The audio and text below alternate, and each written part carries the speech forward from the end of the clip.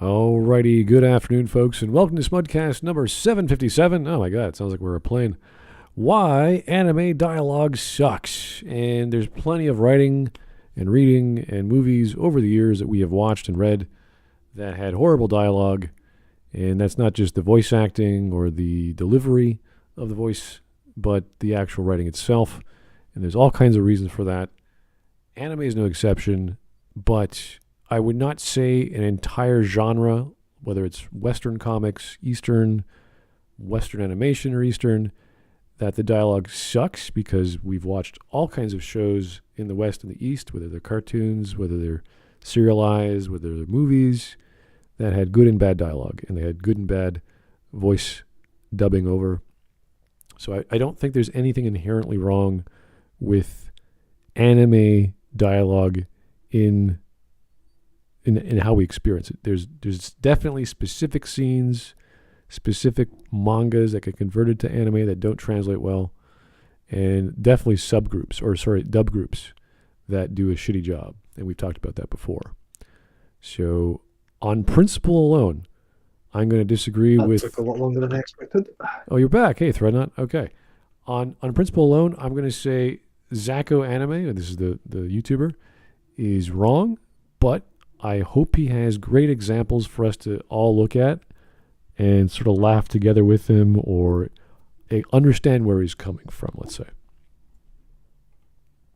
Hopefully. Yeah, so he published this in August of last year. It's got about 62,000 views, and he's only a 2,000 sub YouTuber, so that's pretty good for coming out. So I'm assuming he has some great editing skills or great arguments. I don't know, one of the two. It's usually never both. Unless he's like the next ER or something. Have something. No, he's not. Okay. He's so far from that. All right. Well, it's almost an 11-minute video. Let's get started. And I think we're good at normal speed. Okay. Whoa. What's that? Japan is very different to the West. Hold on. What's that fucking Yes. thing on his head? That's his Japan shtick. is very different. Is that... And West. he's Plastic gesticulating plates? with... that's a fucking box of fucking shredders on his head. When watching anime, the cultural He's wearing a differences may fucking not be cereal something you box on think his- about, but Whatever. Ooh. Whatever he wants to do. I don't care. Well, you need to get unique on this platform, you know. You got to keep anonymity and weirdness together. I don't know how you do that, but apparently he's found a way. Sometimes it's a Sailor Moon character. Sometimes it's a cereal box on your head. Okay, so Japan's very different to the West. Not really.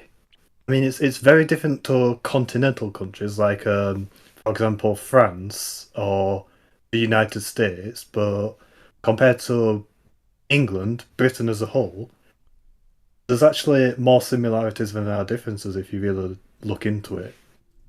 I don't know, He's like showing- one has white people, the other one has Asian people. I mean, he's currently showing politeness. The Japanese are so polite. Yeah, that's what the Yanks say about the English. The English are so there's more similarities than there are differences. Oh yeah, I mean we go Between to those two any nations. state, And we the can best- get different people in the states saying, "Oh, Canadians are so polite." But when I was working with Americans, when I was working with all over, it isn't because I was like in a phone center taking T-Mobile clients for their technical issues. Everyone I talked to in America, aside from like individual irate customers who are always going to be angry, they were the nicest. Like they were the nicest people I've ever talked to, because they had a problem, they needed help, and they had no problem, they had no solutions with it. They came to us. So yeah, obviously, if they need help, they're going to be the nicest people.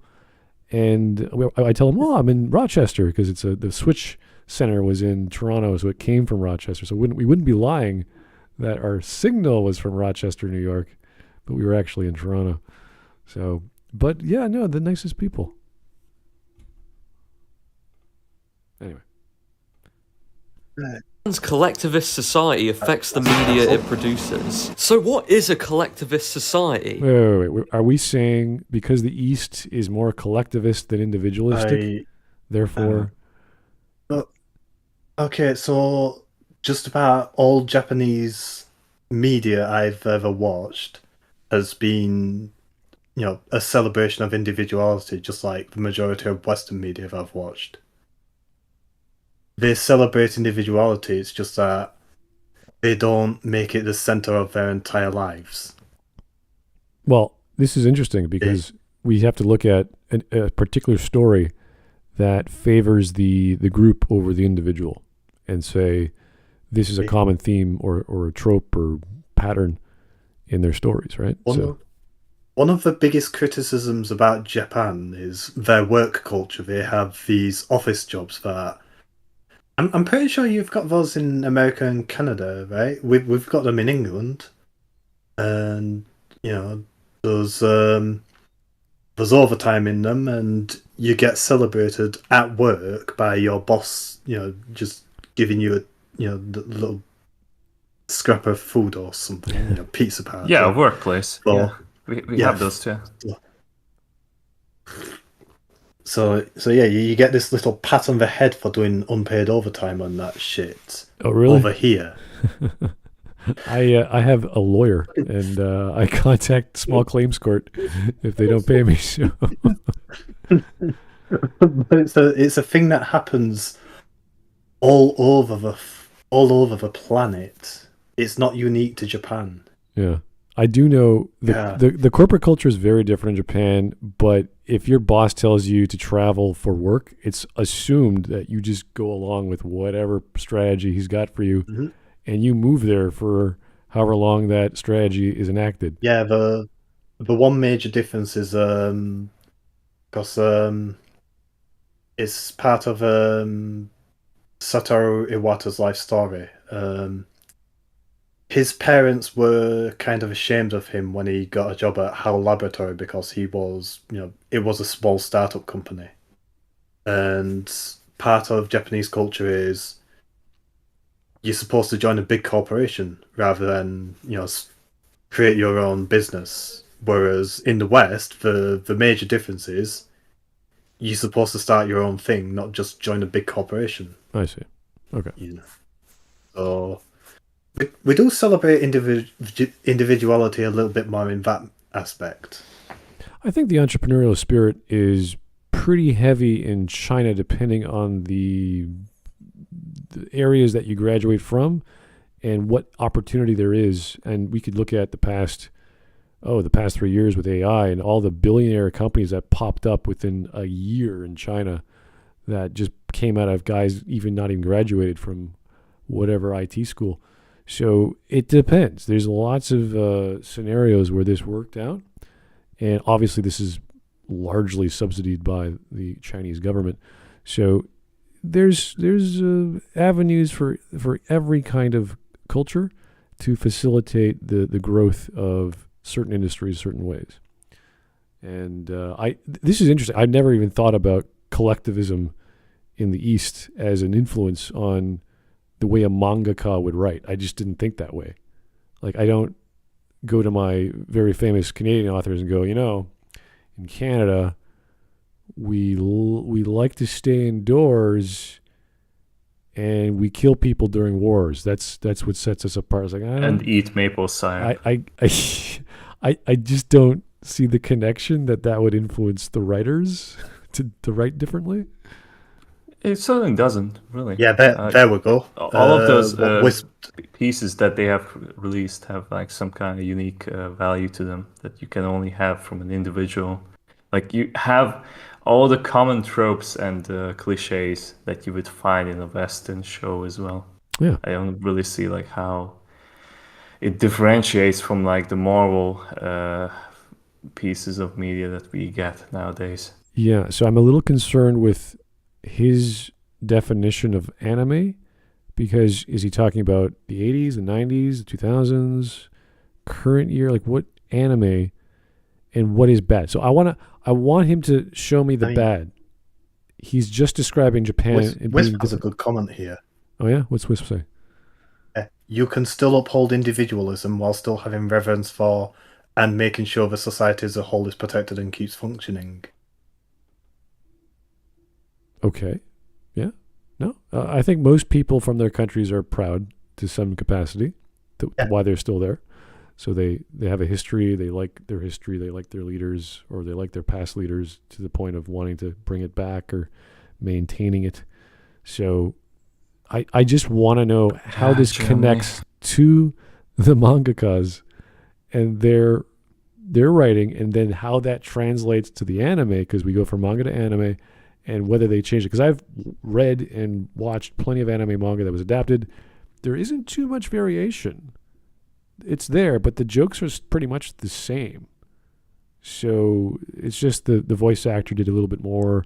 The animator, flexed a little bit more with the scenario. So I want to know what he's getting at. Anyway, collectivism in Japan. Here we go. It's a society which cares more about the group than the individual. We can see this in many things like overwork culture, where workers are expected to work unpaid overtime. That happens everywhere in the West. That's expected. For fuck's sake. Politeness that is expected in Japan. So like the English or the Canadians. Yeah, it depends on your contract and whether or not you're very good with your lawyers. So, because I still apologize when I strike up a conversation with someone I don't know. Yeah, it's it's just polite. Exactly. You say, "Excuse me, hello, how you doing?" You're taking up someone else's time. Yeah. So with work, though, this is a professional environment, and if you are paid. Especially with contract work, they expect you to do over that, but you're billed by the hour. So it's like, well, I'm expected to be paid for that time and a half or whatever the law is. And this is kind of frowned upon with full-time work because they seem, well, we don't know what might happen in software development on the weekend. Some server could go down. It's like, well, are you paying me for this phone call? Like, what are you doing? Do you want me to come into work on a Saturday? You're paying for that. You realize that, right? You're like, no, we're not. It's like, oh, well, I guess we're not having a conversation then. Have a great afternoon. So, there's lots of laws that you have to be aware of as a worker, at least in North America. I don't know about other places. Yeah, because you've always got a supervisor who's going to try something clever.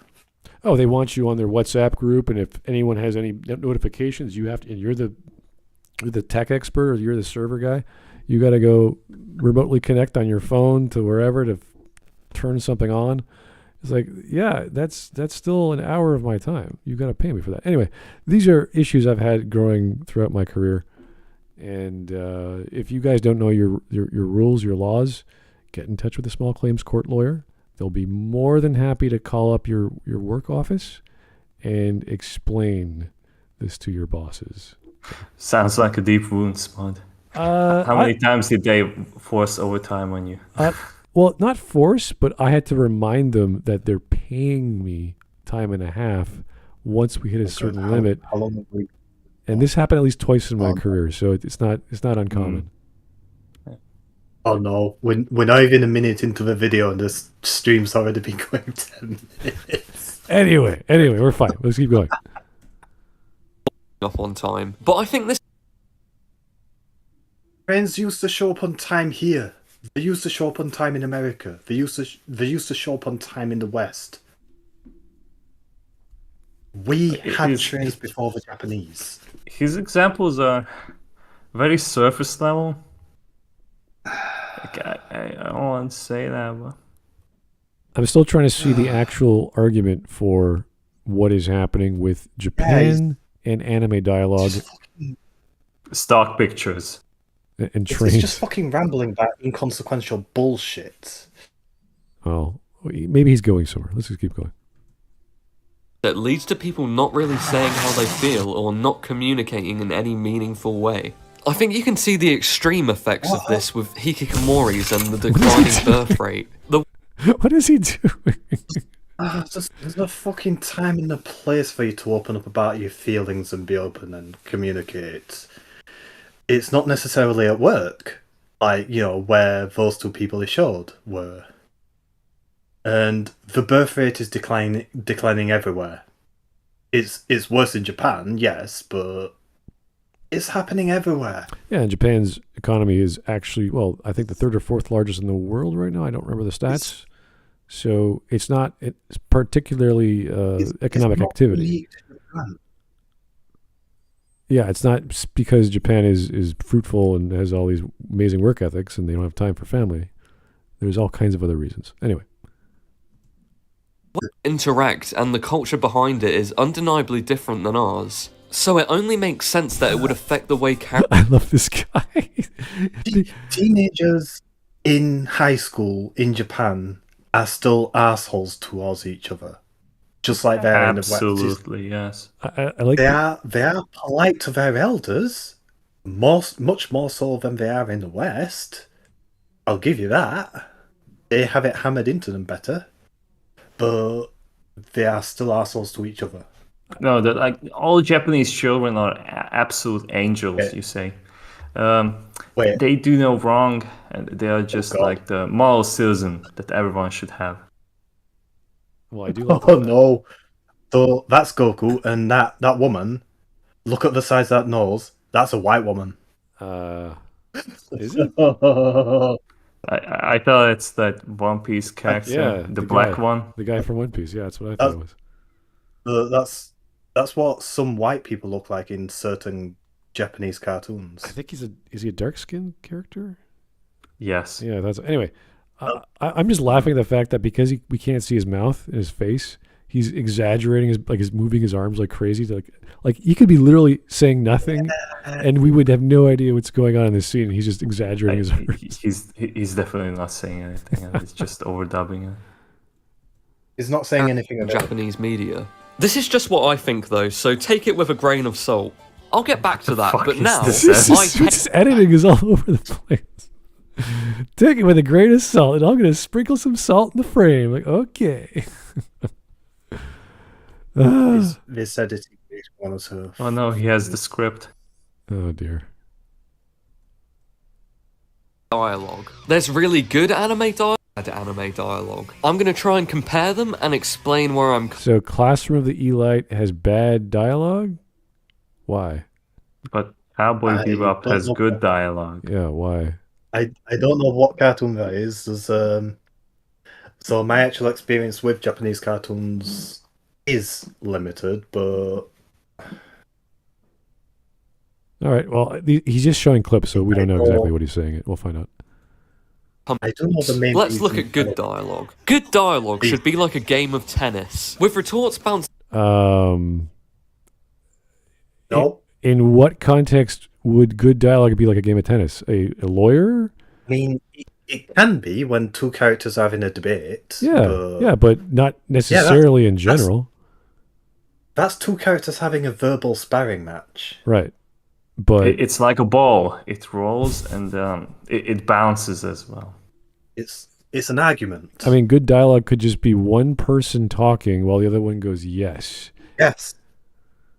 That could be good dialogue. One person talking while the other person listens. There's lots of scenes of monologues that are good. So, I mean, what makes two people talking good? What are the variables? Let's find out. Okay. And waiting the right amount of time to strike back. That means either waiting for the ball or jumping across the net and hitting it right away. A conversation shouldn't be linear. Why not? Why can't it be linear?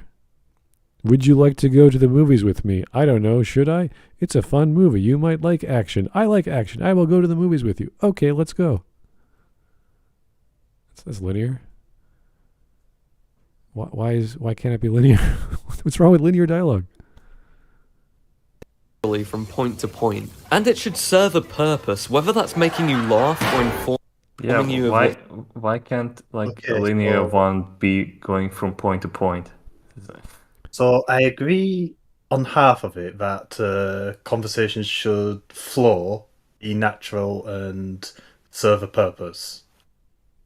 Right. It sounds fine. Yeah. They shouldn't be linear, and that all dialogue must be it must be a conversation where both sides always get a turn. Well, I think of anime that I dislike, like Neon Genesis, and some scenes Uh-huh. don't have any dialogue, and you're like, what is like? I don't have enough information on the person's personality or what they're going through to explain what the hell Shinji is doing sitting in this train station for 20 seconds. Like, what is the point of this? So some dialogue would be nice. Or a thought or monologue of the audio version of him thinking. That would be nice too. So it doesn't have to be linear. It doesn't have to be flowing. It just has to make sense to me and done in a creative way. Because there's plenty of shows out there, plenty of manga out there, which is purely slice of life. And it's just, hey, hi, can I get 3 eggs? Yeah. Okay, it's $6.75. Okay, thanks, bye. Like, that's it. It's just a basic slice of life, everyday occurrence. That's fine. Yeah, it's just completely natural. So I'm curious why he wants it to be this way. And again, there's nothing wrong with wanting it to be a certain way. I just want to know why. Growth of a relationship or characters use characters' personalities and be believable that a character is saying it. It should also be efficient. Something that okay, wait. So he's going for the very believable, which is good. Sometimes realistic, which works with believability or verisimilitude, and quick. So or not wasting your time, essentially, which is good. These are all good facets of creative writing, which can work. Okay, but a natural conversation, so a conversation that sounds natural and doesn't sound like it's forced, right? That's not the most efficient way to have a conversation. Depending on your genre, depending on the style of story you're not even depending on the genre. So if it's a natural conversation, you're gonna have the occasional tangent or something where a character brings up something that is a little related but not part of the main thing. Yeah, when kids are talking during a classroom, like the teacher's teaching, they're talking about something else next to their friend. Yeah, it's there's all kinds of things happening in a scene, so that's fine. So yeah, keep doing is over talking. This is a ridiculously lazy, unfunny, and cringe joke. Okay, I don't know why we're pausing so much, but this guy is like, if you guys have ever watched, what was that? What We Do in the Shadows. It's an Australian comedy, okay? Australian comedy is based off telling a joke and then telling the joke again and again and again until it's drawn out as much as possible. Yeah. Like, that's the style. Yeah, that can be funny. You tell a joke, you draw it out till it stops being funny, then you tell it just enough that it's funny again. We just set it up like without it being funny, but like by the time like it reaches like the climax, to stop it's just right after it starts being funny again. Otherwise, it'll become unfunny again. Well, like there's plenty of examples. In the case of that movie that I saw, I can't remember the name of the very well-known actor. He's playing a vampire, and he's trying to hypnotize. Like, this is all on the cuff. He goes outside with the film crew and he's just like making shit up. And he's trying to hypnotize people, but like, obey me. Like, he's saying that through the windows of people's houses. He's like, why isn't it working? Obey me. And he keeps doing it over and over and over again until finally some guy comes outside. Do you want to come inside? Like, what are you doing? And he looks at the camera. He doesn't say it worked. He just looks at the camera like yeah. So it's just like this stupid movie of all these dumb jokes that are so hilarious, but they take 3 minutes to land, and you're just like, what is going on in this scene? So yes, this kind of comedy can in fact work. Things and just keep talking and think it's funny. Anyway, a good example of dialogue is... But if it comes up tails, you forget about the fight and you both come with me. Are we clear on this? Give me that. This scene in Samurai Champloo has really good dialogue. Why? It doesn't waste your time and it's entertaining. So because you like it and it's fast? Okay, I mean, if that's your thing. If it was slow and philosophical, like, what does it mean to throw the coin up in the air? He's like, I don't know, but let's find out. And it slowly. Yeah, the only thing I've seen is they come up with a plan and then they start setting the plan in motion. But what makes this good though? I don't. Aside from its fast. It's like almost the end of the first episode of Samurai Champloo. There has been like so much more dialogue that it's before this scene happens. Right. Yeah, it suits the situation, but yeah, but is it believable? That was his other criteria. From this scene, we have no idea of what the plan is. We just know that they know what the plan is. Well, imagine I make a proposition to you. I'm going to flip this coin, and we're going to decide what to do next. And you just get pissed off at me and pick up the coin and launch it, and I'm like, that sort of defeats the purpose. I was going to flip the coin, so it's all even. Now I don't know where the coin is. Who's going to find it? I mean, is that you wasting my time? Is that believable? I don't know. Is that how Mark is going to react to coin flipping? I have no clue. It looks like the woman's the main planner. The guy who threw the coin, he's what's the word? He's he's impulsive. That's it. Yeah. Apparently, that's good. That's a form of characterization. I don't disagree. It is, but is that good? I don't know. Tell me why it's good. So much from these characters, just from this. Are we clear on this? From this, you immediately learn that this girl is strong-willed, demanding, maybe a bit. Whoa, she's launching grenades. What's going on? Whoa. But that's not in the scene. It's not in the scene where it's about the dialogue. Yeah, it doesn't show that she's strong-willed. It just shows that she's she's very straightforward. She has grenades for boobs. It shows that she's a planner, that she's a strategist. And that she gives orders. I just want to know if this is the same scene or this is just him describing her and we have a different scene. This scene happens right before that scene. Yeah. Okay. Then Mugen crudely saying, "Give me that." Shows he's more wild and vulgar, and this is consistent throughout the scene with lines like, "Kiss my ass." The amount of lines each character gets also serves to show their character. The girl with that's my main issue with the scene is like the example for the dialogue, because like there's so many like scenes that are preceding this one, so like it's not even trust on the dialogue, because like Mugen and Jin doesn't even talk that much beforehand before they start fighting. That's like them continuing that. Like I think like they have been being chased by the Shogun. Man, something like that. So like with that context out of the way, like this scene by itself with the dialogue just doesn't stand ground. Like it's just this whole scene is just a mixture of like so many elements other than just dialogue. Yeah. Like we need, like, if you want to like present a scene that like you want to compare, like we need like a new information that you could only get from like just watching this scene alone. Yeah. I think you're right. Out of context is just like out of the way. I think we talk about Watanabe's works and we see how he has the composition of a scene, what happens next in the scene, what the characters do. That's his style.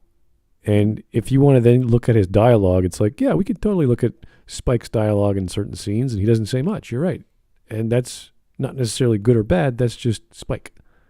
So if we were to have a scene of another character that Watanabe has created, and he talks a lot, why would that be bad? Because that would just still be a form of his character expressing himself. So I think what's happening with this YouTuber, he's like, I like things which are short, to the point, that make sense, that are simple. And I'm like, I agree. That's a great way of storytelling. But that doesn't mean the other way, which is the opposite of that, is also inherently worse off as a result of being different. So can you imagine like him comparing this to like something like the Lord of the Rings, when there's like so much in it, that monologue going on? Music and songs and spells and not even that, not even music. It's just like inner monologue of like Frodo or Sam, like going to the mountain while they have no idea what's gonna happen. Right. So I would imagine if you were to watch the animated Lord of the Rings, and I kind of remember it, there wasn't obviously as much dialogue, but there was plenty of like detail. Like there's lots of acting because they rotoscoped everything, and they put these actors through all the scenes, and so there's plenty of dialogue, and those scenes worked very well. So is it? I really do like how both movies are made. It's a shame they weren't really, successful. I'm just trying to get that it's not necessarily Eastern or Western animation, or that Eastern and Western have more or less dialogue. Is that this scene works because he understands it, and because he understands it, he believes it to be real or realistic enough to willingly suspend his disbelief that this is a scene of actual people acting out their lives. So I think he's looking at the forest and he's found a tree. He goes, "Look at this tree. That's the tree I like. And this other tree is not like the one I like, and it should be." And you're like, it's still a tree, still valid, but he just doesn't like it as much. Is clearly the most upbeat and talkative, while the guys stay more silent, showing how they're more serious or have seen more hardship. This scene clearly shows characteristics and moves the plot forward. The dialogue is efficient and feels bouncy, with comebacks coming at the right time. You can clearly feel their unique personalities and how they bounce off of each other. So one of the guys doesn't even talk during that scene that he showed as the example. And the thing that really shows off the personality of the guy on the left isn't what he says, but it's what he does, which isn't dialogue. Yeah, so it's kind of like in the title, it sucks because it's there. If it's not there, it's good. Like he's pretty much setting up at the bias as when people talk, it gets worse. So when there's no talking, it's better. And he's like, okay, that's the premise. God, the final episode of the first series, Ghost in the Shell Standalone Complex. This guy would hate it, and that episode is fantastic. It's just the Major and it's just the Major and the Laughing Man talking and having this really long philosophical debate, and it's fantastic. Okay. Now let's dialogue in anime. A staple of bad dialogue in anime is nani, and lots of "it can't be." Blah, blah, blah, blah, blah, blah. This is bad because it doesn't give any real. What is he talking about? Wait, no. Does he mean that as in they're talking incoherent nonsense, or does he mean like JoJo's Bizarre Adventure? No. It's like the general like reactions to like something that's like out of the ordinary. When kids or people use slang in any language or dialect, it's kind of like a guttural reaction, like "huh, what?" Like all these weird emotional reactions that we would have to weird stuff happening. And because it's animation, you can do the visual representation, and then you have the audio. So the voice actor has to hit their cue for, like Serena, when she ever freaks out, she has a giant mouth in Sailor Moon. And then the voice actress, with the diminutive female Asian actresses for all the Sailor Scouts have to like, they have to say weird high-pitched voices. And it's hard to emulate. Yeah, he doesn't like feminine women. Well, I don't know about that. But like he does not like the guttural. He wants meaning. He wants literary meaning in the form of words. And you don't get that when you have the Japanese go, ugh, or nani, or whatever the reaction might be. At least that's what it sounds like. The characters are thinking or who they really are, when dialogue should be an opportunity for characters to express themselves and their personalities. But that's exactly what guttural reactions are, whether it's literary or Nani? Yeah. That's an expression of shock and surprise. It's a character showing that they're surprised by whatever they've just witnessed. And when you've got the cute, cartoon girl going, doing her, I can't. Yeah, but when you've got the girls doing their kawaii bullshit, that's them showing that they're cute. Okay, we are at 3 minutes and a half, and he's just explaining why he likes non-dialogue as opposed to just dialogue in general, because it seems to disappoint him. Oh, super chat. We have a super chat? Okay. One sec, where am I? Taking too much. That's from you goofball. Let me tell you. That thread, no. I hate this guy. We're only 2 minutes in. Hey, okay, let's. This is a weird way to express your feelings, buddy. But generally speaking, keep your negativity to yourself. We don't want to derail the conversation to hatred. He's got some good points. It's just it's his bias. It's his bias getting in the way of like invalidating the opposite, which is like lots of dialogue or less personality or less plot specific dialogue or whatever.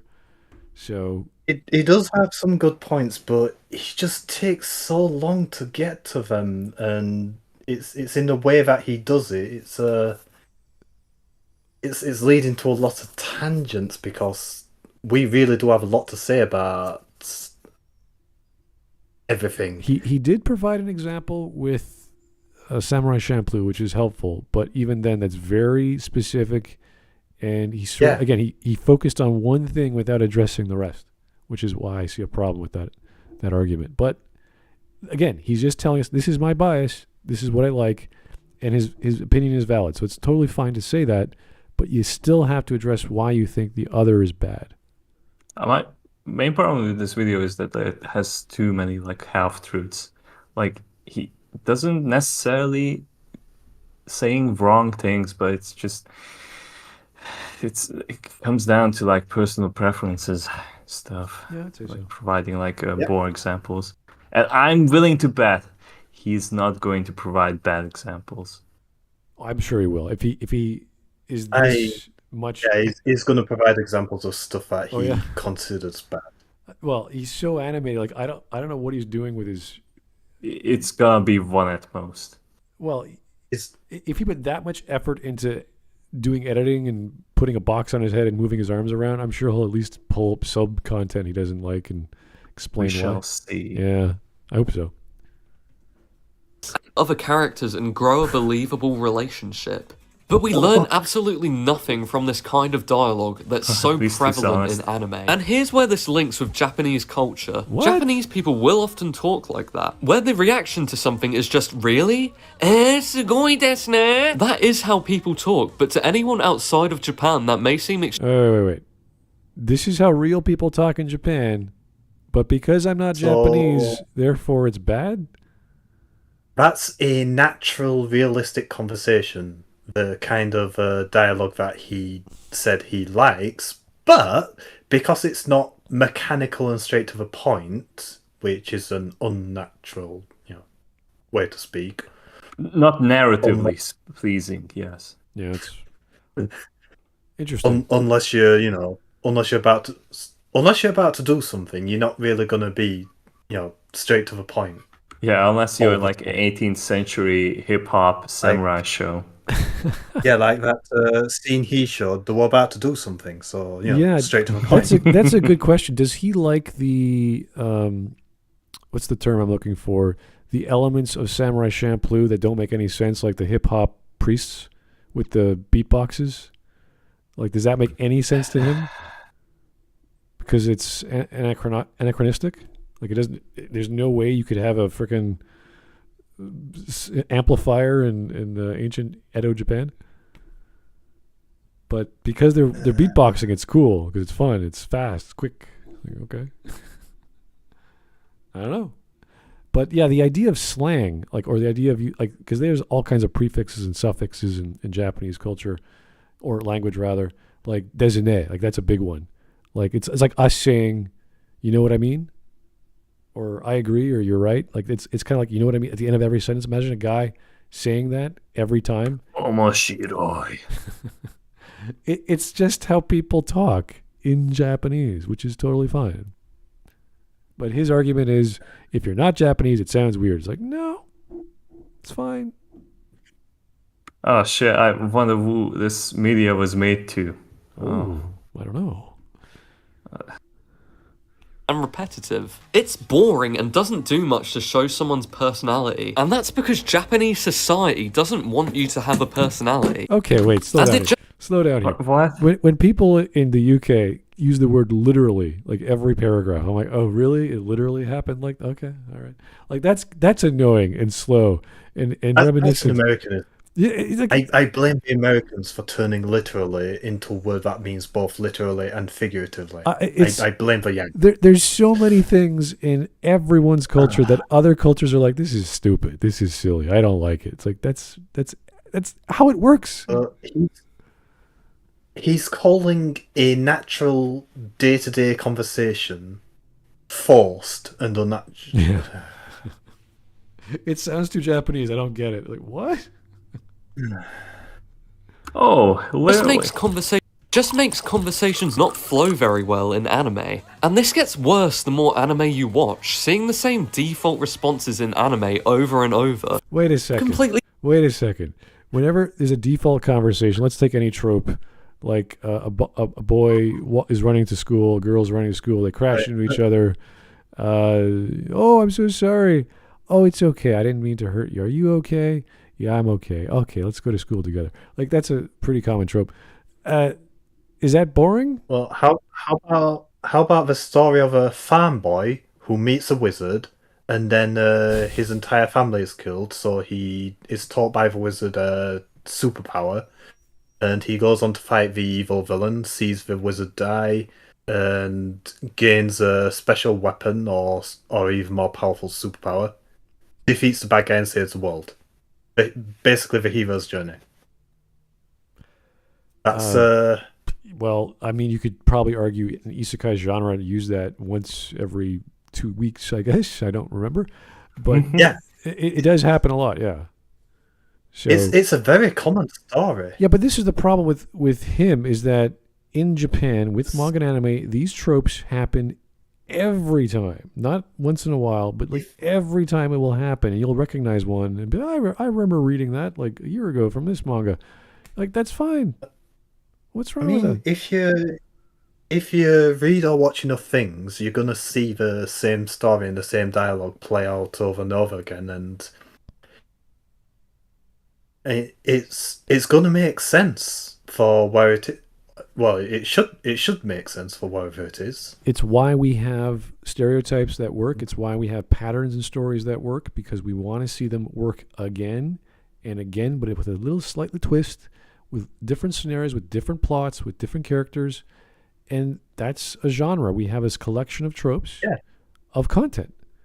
So if you're into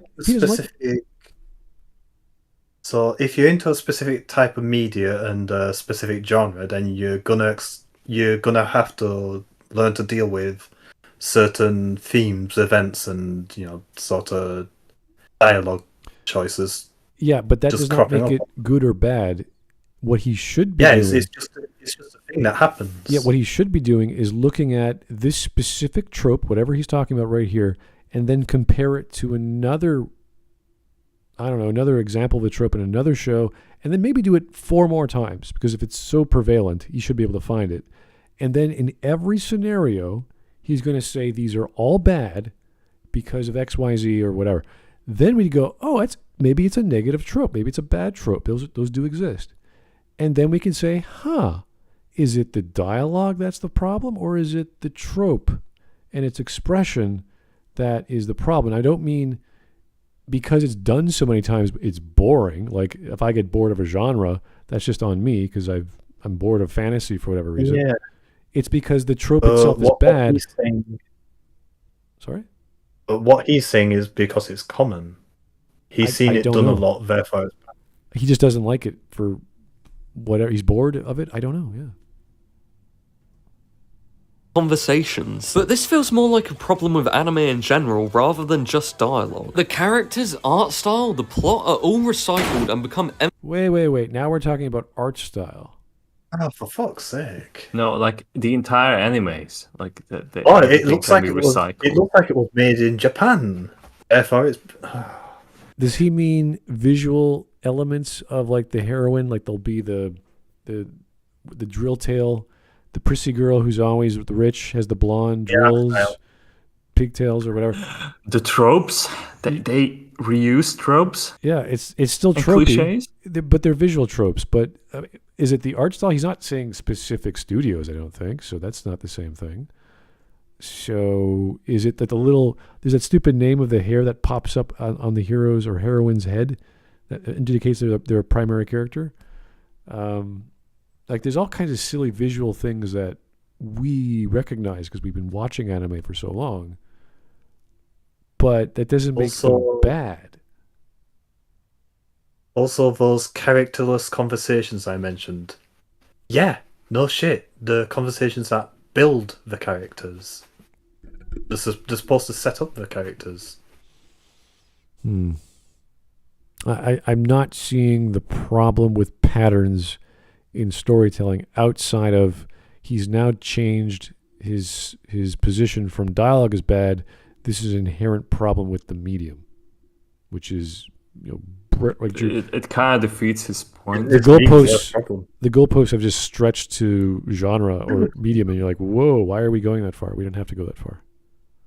I mean, fine, if that's the problem, maybe he's identified a bigger problem, and that's great. But let's figure out the first problem, and then come to the conclusion that this is not the issue. The main issue is this bigger problem we've maybe hypothesized on. I don't know how he came to it, but okay. Here we go. He just doesn't seem to understand that most of us like anime because of war crimes and big tits. Oh. If only he could understand. Anyway, I just love his expressing himself with his arms. Yeah, the editing is the best part of this video. Like, yeah. I don't even give a shit about his points anymore because like it is so disingenuous. But like his editing style is just a 10 out of 10. Like he needs to utilize this. Like he actually makes the need sense, and then we might have a video. Yeah, it's a bit like that fan service in anime guy. Emo had that seizure-inducing thing. Yeah, but it's a lot slower. Not quite seizure-inducing. Oh God, let's not bring up that guy. Deal with each new recycled anime. So is this bad dialogue just because of the differences in culture? No, I don't think so. Because movie dialogue shouldn't be exactly like real life, and it's not like Japanese people are robots. What the hell is going on? Part of why anime is so popular in Japan is the escapism it gives them. So it's not... Okay, so it's only popular in Japan because the Japanese are escapists? Escapists, but like the individual isn't celebrated because they are a collectivist society. So by the way, there are no individuality in Japan. Where the fuck are we anyway? You can't have this feeling in Europe, guys. You just never can experience how Japanese feel about anime. But why are they trying to make like every character unique looking? Like we're at the right point in the like video because like there's Guts. Then there's Levi from Attack on Titan, and then there's Luffy from One Piece. They are so distinct from each other. Like, you can't even say like there are any similarities.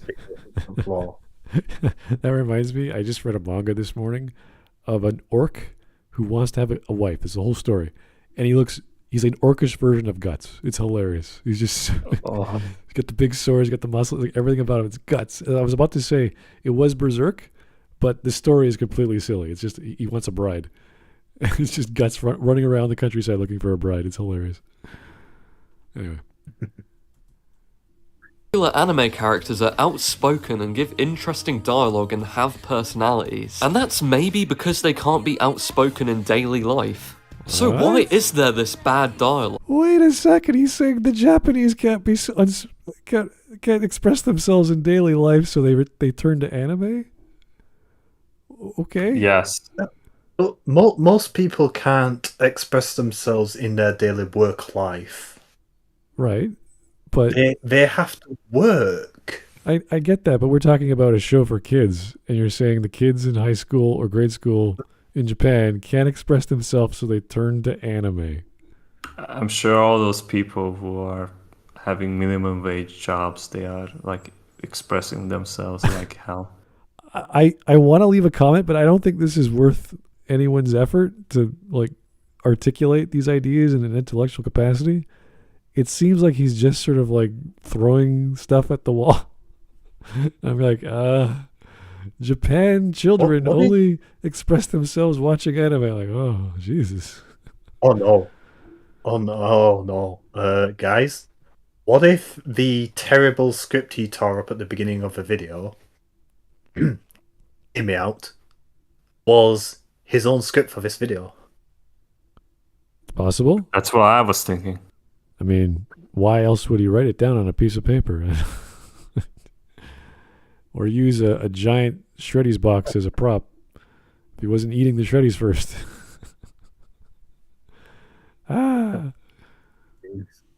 See that a lot of anime have completely soulless and rushed productions. Just look at the plain. Wait a second. What does How the fuck did we get here from like anime dialogue is bad? Okay, why is it bad? Because it's rushed.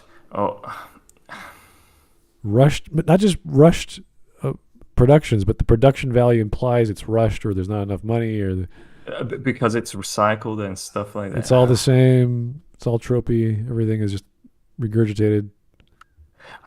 I don't think I have ever seen something like this before. In the West, this does not exist at all. So we started anime dialogue sucks. Why? Because anime sucks. Why? Because Japanese culture sucks. And now we're asking, why does Japanese culture suck? Rushed productions. Why are we? But why are we asking the question of why does Japanese culture suck? So these Japanese people are overworking themselves, and like, it's still bad. You know, my brother's actually going to Japan tomorrow. It's kind of funny. Like he does this. But you should tell him that he needs to watch this video. He's got to learn that Japanese only express their individuality by watching collectivist anime in Japan. It's the only way they And they then escape. he's gonna tell you like, Smud, why are you smoking? I'm gonna read this comment.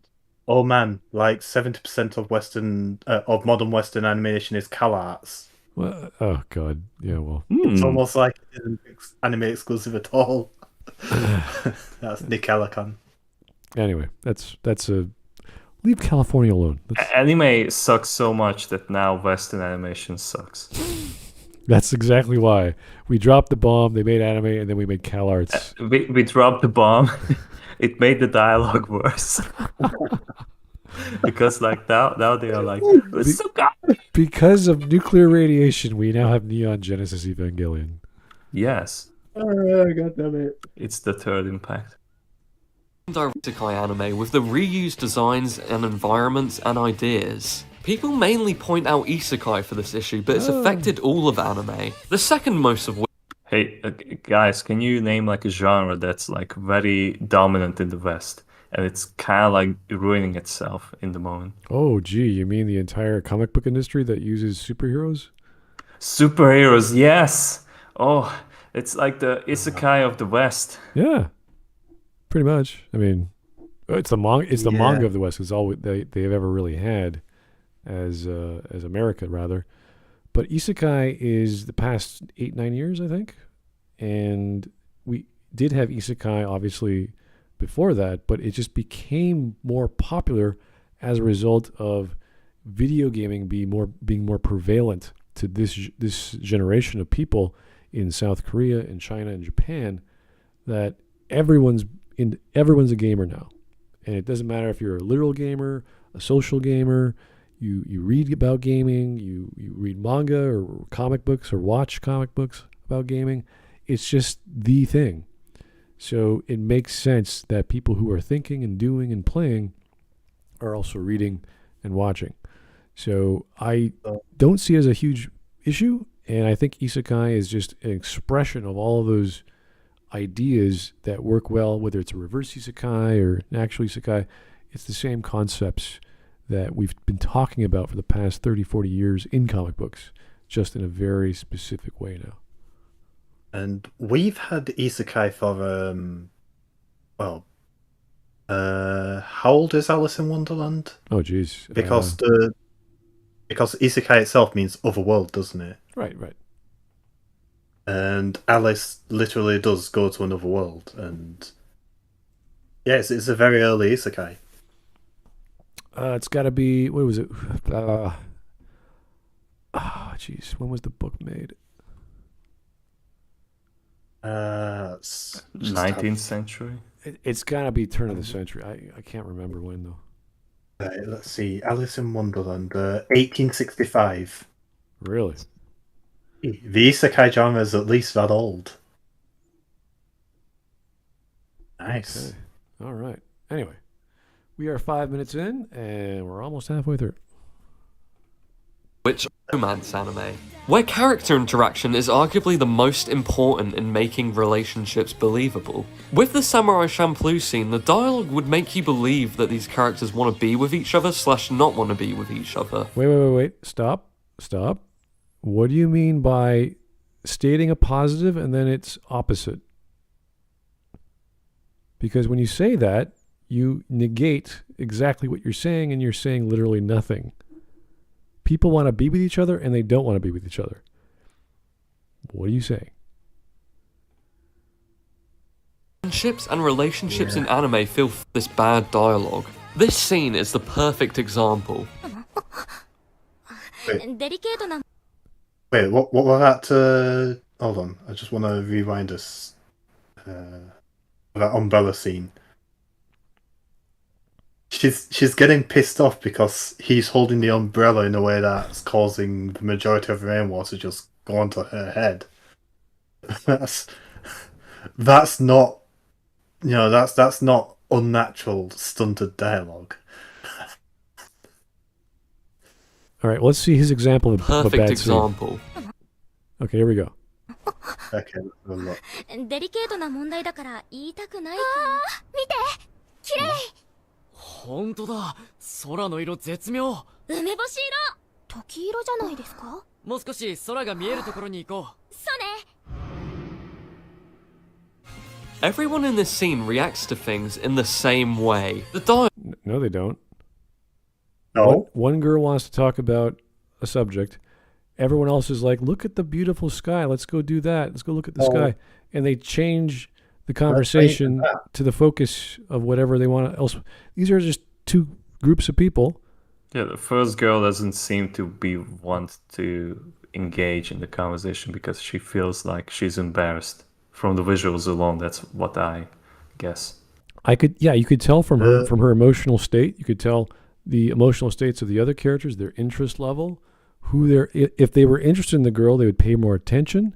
The boys are just like, whatever, let's go do a fun thing. The girls are like, I like the sky, let's go check that out. So I can get a lot of personality just by how they say, how they look, what they're talking about, what their focus is on. So this is, it's not the greatest scene in the world, but it's not a bad scene by any stretch. Well, we're starting with having a conversation between, I think it was those three characters, and then that one character just interrupted it by getting distracted by the sky, and that caused everyone to just, naturally react. Now, you could argue that because the original through line or the original conversation was jumped, that is a break in the beats of the dialogue, and you'd be correct. But that doesn't make it bad. Yeah. Right? So it's like any kind of event, whether it's speaking or walking or whatever the action is, gets interrupted. It's like, okay, why did we even have that? She was concerned about something. And then boom, it's taken away from her because something more exciting happened in the event. This could be anything. It could be a gunshot, it could be a cat. In this case, it's the sun setting. Yeah, it could be one of the other characters getting killed in front of her. So I don't see what's inherently wrong, why it sucks, why it's bad characterization, or in his case, he doesn't think it's good enough because it doesn't, push a plot forward. When it seems as if the plot is, let's go look at the sky, seems acceptable to do after the end of your school day and 6 o'clock or 7 o'clock, whatever this is. So I do not see an inherent problem with it outside of it could have done more.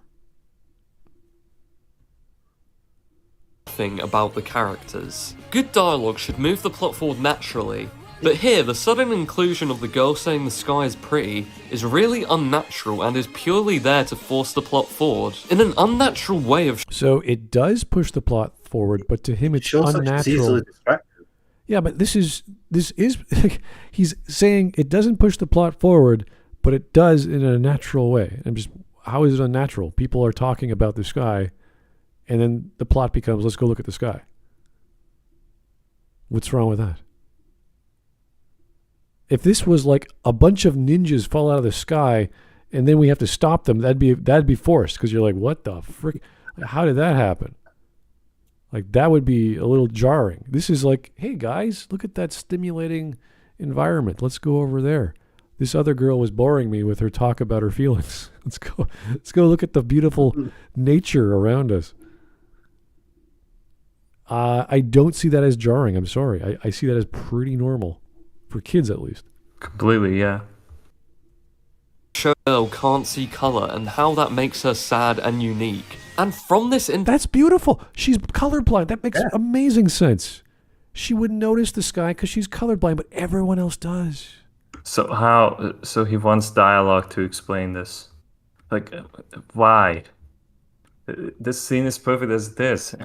So this is beautiful because this explains, I didn't even know this, that this girl who could not appreciate the beauty of the sunset has friends that do, and they are not aware of that, or at least they don't care what she thinks because they see this beautiful world and she doesn't. That's so much characterization. Imagine she was completely blind. Yeah. It's also a little sad as well. Yeah. We're not being able to see color. She can't relate. And she doesn't feel the same as they do. She's around 3 of her friends right now, but she's also isolated from them. Exactly. This is a great scene. I don't see, now that I know it gets better. It gets even better if she had these more disabilities or more emotional hang-ups, or maybe she's got some tragic backstory. Then we learn more about her problems, her personality. So no, this is a great scene. Didn't believe that they were friends or wanted to be around each other. Because they're not bouncing off of each other, it's not a natural progression. Okay, well, when you're in high school and you have people who associate and you call them friends, they're more like school buddies. You don't have all the same interests, and you hang out. And some of them hang out together more often because they have shared interests. In this case, they don't. That is completely normal. So unless he doesn't like the slice of life style of storytelling where people associate after they are part of some event like school or work, then okay, that's not for you. But if you're trying to tell me a bunch of kids after school are just goofing around and walking home and want to spend a few minutes staring at the sky, that sounds pretty normal. It adds even more that this girl is reluctant to talk about that subject because they probably don't know about this. So it's probably eating her up from the inside. The only thing I know about this guy's personal taste in dialogue is it's kind of depressing because the only thing I know they like so far is dialogue that just services the main plot. So he's probably a fan of expository dialogue. Like she has a conflict, we have to address the conflict, we have to go through the hurdle and then get to the next plot point. Like that's he's like, why aren't we doing that? You know? Who cares? He probably saw Fate Stay Night and saw the scene with people die if they are killed. Oh, yeah. And said oh my god, this is cinema. All right. Well, we're at 6 minutes and a half. Halfway done. Always nice. Reason for these people to like each other when dialogue should be used to convince you that characters enjoy being with each other. Good dialogue also leaves room for interpretation. Whoa. Hold the fuck up.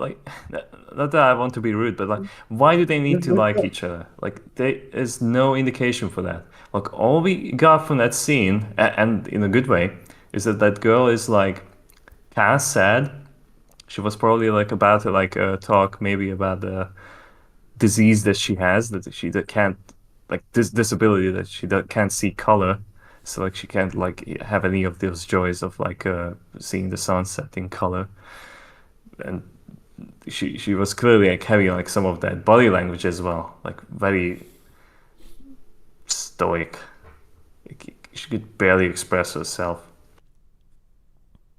Yeah, What's wrong with that? Like, we don't need to see like, oh, they are friends. They love to go out. Like, why? And Do this we know is that all, like those characters are important to the and plot? this is all surface level stuff. It's not too deep. We don't have to go and try and like, oh, maybe her personality is because of this or that factor. It's like we could guess, but if this guy can't even appreciate the basic nuance of a person wanting to do something else while the people around her wanting to do something else, or at least not talk about what she wants to talk about, and not understanding the value of that and saying it doesn't push the plot forward, it's like, well, maybe the focus in this scene is not the plot. Yeah, exactly. If you go by like the girl's perspective from here, is that like the story is from her perspective, so like we can't really get into like how much of a friends those other characters are, which are clearly not in the focus in that scene. Like, who cares? Because like that's gonna make this scene even more depressing, and that's exactly the effect that it's going for. Like, she's getting isolated from them because of this clean difference. So we had 4 people hanging around in an alleyway or it was some sort of path, and they're all facing each other. They're all engaged in conversation, and 3 of them are also breaking off from the main conversation to appreciate the sky together. We can tell the friends. We don't need them to just we're friends, you and I. Just unnecessary. All right, let's keep going. Shouldn't be declared. There should be nuance in the words characters say. Generally, anime struggles with subtlety, but I think a good example is this scene. If you think getting hit on the head and not waking up excuses you from your duties, you got another thing coming. Abandoning your post for 3 days is unacceptable. I'm talking fines here, fines! It's simple but gets my point across. Haruhi being mad or whatever, but the nuance is her and Kyun's relationship and how she is worried about him. I really like the body language in this scene. I really hate the dubbing in this scene. It sounds so bizarre because when you actually watch Haruhi Suzumiya, it's so different than what I just. I don't remember the scene. Like what is this? I know it's Haruhi, but what the hell's happening? Is this from the movie? No idea. I've only seen season 1, and like it didn't look like this. Yeah, if you guys don't get Haruhi, she's into Kyon, but he doesn't get it, and she doesn't get they don't get it because she's so weird, and he knows she's God, so he's like, I gotta be on eggshells with this chick, and not assume anything. So it's kind of hard to see any kind of romantic thing going on. And even the characters are like, if you can't see that, you're blind. But it's like, we're dealing with a nuclear bomb here. I don't want to freaking do anything with this. And I don't want to act in any kind of unjust way, or else, world goes boom. So, is this good dialogue? Also, like, he kind of put himself in the trap because, like, he was bragging about, like, this scene being much better than the other one. But I can't really see too many emotions from the boy because, like, he's kind of like stone. Like, he doesn't really have much body language. Yeah. He's just standing there. Like, I mean, laying on that bed. While this girl is just, like, hyperactive and such. Like, there isn't much dynamic. Like, I don't know how much of a friends they are. Exactly. He is Look, so. I have a question. Sure. Is this harem anime? No. I wish. No. This guy is. If it was, it would make sense to why it's so No, emotional. this is a very weird anime. It's not the weirdest, but it's like he is so chilled one of out. them. he is so like nonchalant with everything because he's just like, I'm just a normal kid. I'm going, and then all of a sudden an alien shows up, and all of a sudden an Esper shows up, and all of a sudden a time traveler shows up, and just all these weird shit starts happening. He's like, what is going on? And they explain it to him. Oh, see that girl over there? Yeah, she's God. You're like, what? No. Like, yeah, he's God. And he's like, well, don't tell her that. Don't tell anyone that. In fact, just act normal. He's like, okay. So that's it. That's the whole plot or the setup. And because he goes along with whatever she wants because he's bored. And she just does crazy stuff. So, and the world changes as a result of her just being a normal girl and having omnipotent power that she's unaware of. So to have the dubbing be a whatever, it's like, okay, that is not the show I remember, and he likes that. That's a bit weird. Now I would argue. Wait, like he understands this because it's not subtitles. Maybe the subtitles is like what's keeping him away. Because so far, like all his good examples had like a dub to it. So maybe when he hears like your casual like Japanese like sugoi desu, he just his brain just explodes. Yeah, it's odd. It's kind of racist. Maybe it's a language barrier thing, and he's only seen the dubs. I know. I can't say, but if you think you should be watching dubbed anime, and that's your primary source for anime in general, then you should die. Probably don't make a bunch of anime videos about anime. That's not a good idea. There's plenty of subtext, and it's not in this scene. This scene is trash. Over the bed and being excited. Anime often doesn't utilize body language, but when it's combined with dialogue, it can show. Dude, the scene that you showed us the first time as a bad example with the girl who was colorblind had a very obvious body language of being embarrassed and not wanting to be there. That's got body language as well. Every scene he's shown us so far, that's got a lot of body language in it. Even the boy on the bed is like the lack of his movements is there. This is a visual medium. And how animated the girl is. Yeah, it's kind of hard to argue that if you're talking about, let's say, a video game where you have static animations like the idle animations in certain games you might have played where body language is not used as a method of expression. So you're idling with your gun, you're like, whatever. Then yeah, we can make the argument. But this is anime. They draw people walking and walk cycles and standing and leaning and sitting. And it's all sort of like chilled, and sometimes they're upright, and that tells us a lot about their personality or their build or how athletic they are. Like there's lots of cues that I could pick up on just seeing a guy sitting upright in a hospital bed. I don't know if he has an IV in, but he looks pretty tired.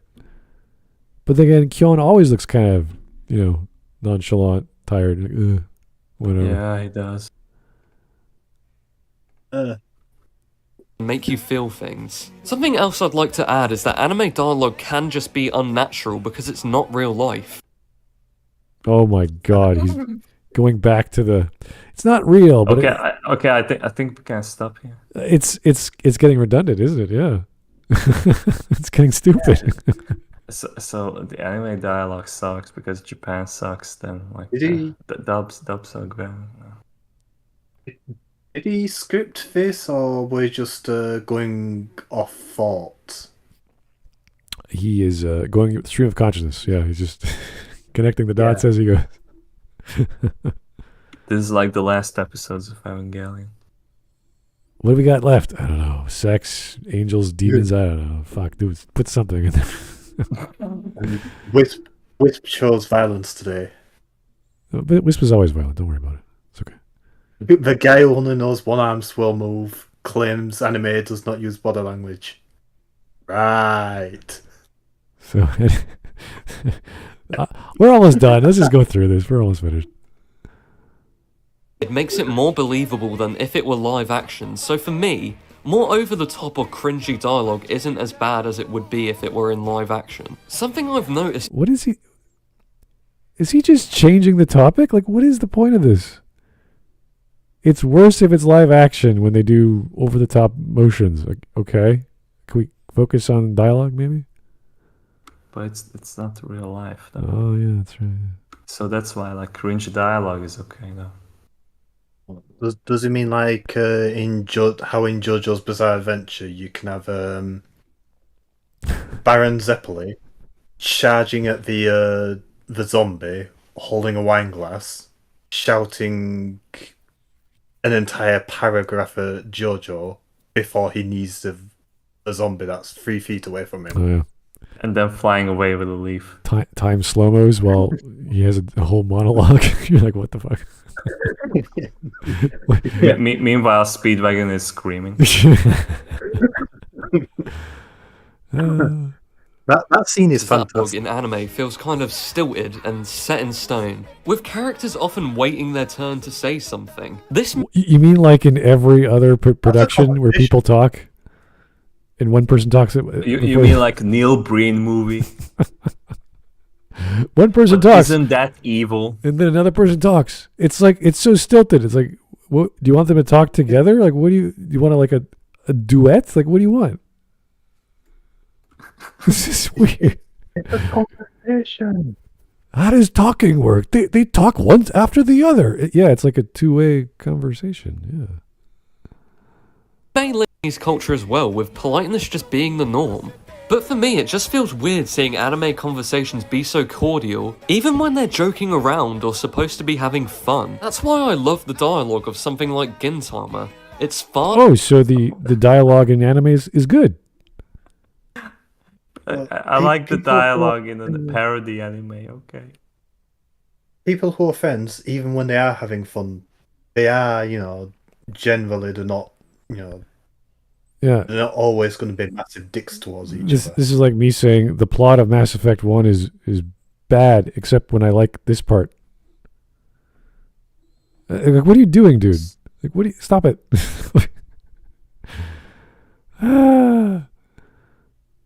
Respond fast and talk over each other. Whereas it seems like other animes really take their Oh time my when making God. their characters respond. This could be for production reasons like stretching out the show or just not having enough time or money to make it better. And this would make sense as I usually see it in the more generic and cheap looking anime. I think a reason that some people are still hesitant to watch anime is dialogue. While there are a lot of anime with good dialogue, there are easily as many shows that have awful dialogue and are still popular for whatever. Fucking Sword Art Online. Oh no. So some dialogue is good, and other dialogue is not good. All right. You didn't have to reach far for Sword Art Online. Yeah, that's not good. Why couldn't you just say some anime is bad? Here's me talking about anime. Like, okay, I guess. I mean, that's your opinion, dude.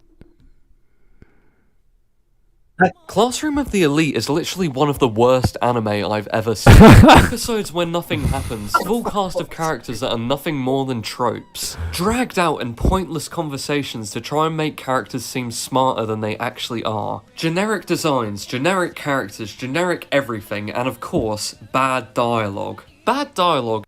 Whoa, did you notice that Persona 4 poster behind him? Ooh. Oh, we're back on to dialogue. It's I'm not a fan of Classroom of the Elite either, but people love that show for obvious reasons. So if you don't like mysteries that have a slow burn, then yeah, you're not going to enjoy it. generic characters, and he shows a bunch of schoolgirls. Yeah, like what does he want? Yeah, like what does he want? Does he want like super deformed looking chicks? Does he want like purple haired chicks? Like what does he want? It's a cartoon set in a school. Oh yeah, and some of the characters are schoolgirls because it's a weird setting. Like they have this elite school for the future leaders of Japan, supposedly. So they get all these weird perks and all these weird classes, all these weird tests. And it's all psychological. And there's this one guy who's like the uber god genius fellow, and he's just like, I don't give a shit. Like that's the whole setting. And it's pretentious, but if you like mysteries that you don't know what's going to happen next and how he solves the problems, then you'll love it. Getting bored of the school setting and all that. Yeah. Like, I wonder if like he's just like bored of the whole genre instead. Probably. But no, it kind of sounds like those people that like are saying that like, well, Persona games should be in college now because like the player base is like that. Like we don't want to see like high schoolers anymore. It's okay. Why don't you go and play like a game that's like for a different like age group? Like, no. There's nothing wrong with. I guess you could try the Shin Megami Tensei series to do a Persona style game in college, and maybe that would work for more adult viewers. But they've been doing successful iterations of the formula, and it works since 3. I'd say since 2. I mean, 2 was really good for me. So, but 3 is where it shot off. Yeah, it's just 3 was like the very big successful. Oh, the calendar system, the social links for sure, yeah.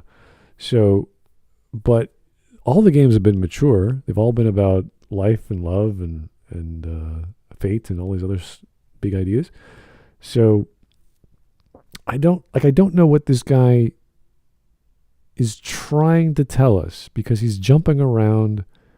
He doesn't like this one. He likes that. But so is the problem fundamental? Yeah. Is it cultural?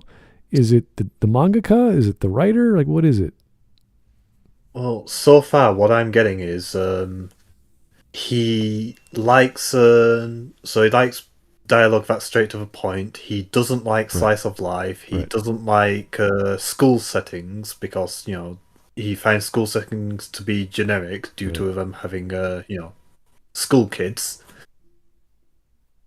And that's about it so far. Yeah, it's a bit dizzying to follow him because he's trying to have fun with these ideas, and he's obviously doing a lot of editing to connect the dots, but it's so random. Yeah, he has no script. Are connected because dialogue makes up a big part of a character. What is a character to you other than the interactions in... What if the character is deaf or mute? I would just about to pause there because it's not just the dialogue that make up the character, it's also the character's actions as well as their reactions. I always say when you're writing a character, it's how they walk and how they talk, and that relates to actions because they have to walk to do something. That's where you get the sense of persona from an individual because everyone walks and talks their own special way. And this is the problem, even with, if you want to look at the problem I was talking about with the Uncanny X-Men, this is before the stream, how you could tell every comic from 1960s by Stan Lee was written by Stan Lee because it has the same voice. The dialogue is the same for each character. The narration is the same for each panel. And it always ends in an exclamation or multiple exclamation marks throughout the paragraphs. So you have to know what's different about your character and giving them their unique voice, or else they're going to sound the same. So it has nothing to do with whether it's animated, but to give it that extra level, it's always nice to either imagine yourself as a different person, get someone else to write the dialogue for that character, or however you want to do it. So this is a very minor issue, and I don't get that feeling in most manga because most manga that is well written has already figured out characterization before they started drawing. So this is a more advanced problem, but this is not something that he's even aware of, I think. To say that the dialogue sucks because it's all the same, like it feels all the same. That doesn't mean it is the same. It means the tone and the cadence and the mannerisms are all the same no matter which character. So that's a whole other issue, but he's not even aware of this in anime or manga. action take. That's why anime with good characters have good dialogue and soulless shows with no characters have bad dialogue. Because there's nothing there other than forcing the generic plot forward and pushing the illusion of relationship growth. So I can easily see how bad dialogue could put someone off from watching anime. I think a lot of people don't realise the importance of dialogue. Okay, but again, in Cowboy Bebop, where's the relationship growth between Spike and Faye? They don't have one. They're rivals. Okay, I'll give him credit because I interrupted him. We interrupted him just before he said, that it's a character's actions that also has an impact on their characterization. So Right. yeah, give him credit for that. But when we look at why we like Bebop so much, they don't say much. They do a lot of action. There's a lot of characterization, how they behave. We derive that by observing these characters. We get Faye a lot. We get Spike a lot. We get all kinds of information about Jet. Ed is a bit of a weirdo, so it's kind of hard to derive what the heck's going on with her. But essentially, she wants a family, or she wants to go back home, which is kind of like what Faye wants, which is kind of like what Spike wants, which is kind of like what everyone wants. They want somewhere to belong, and unfortunately, their life catches up with them. So I don't see a huge relationship between Spike and Faye, Spike and Ed. A little bit between, I guess, Jet and Spike, but it always started that way. Two guys on the ship trying to make money, and then one leaves. And there's a bit more of a budding relationship between, I'd say, Jet and Faye, because they're the only ones left. So, no, I don't see that variable in Cowboy Bebop for a good relationships between characters. In fact, I'd say it's the opposite. It's the lack of development. They cannot form new relationships. They're stuck in the past, and they can't see the value. But yeah, Faye gets a bit emotional near the end, but she doesn't do anything with it. She doesn't actually shoot Spike and say, Spike, you're not getting out of this ship. You are staying put. I'm saving your life. I don't care what you say. No, she lets him it was a very powerful moment at the end. When Spike just starts walking away. Yeah. I would say, from Cowboy Bebop, the last episode is my favorite because it delivers the perfect dialogue between Spike and Jet as a farewell about that story about the cat. And it's just a metaphor for Julia being dead, and he has to move on with his life. And meanwhile, the farewell to Faye is just him walking away. Yeah, and the metaphor, or maybe the allegory, I would say more of a metaphor, with only Vicious and Spike can kill each other. And you're like, that's not real. Come on, don't be silly. There's plenty of times when Spike could have been killed, and even Spike mentions when he's fighting Poirot that I almost died there. As well as in the Blood of Fallen Angels when he nearly gets killed. So it's as if the plot is no, we can't kill you yet. We're not going to kill you yet. We're going to keep you going.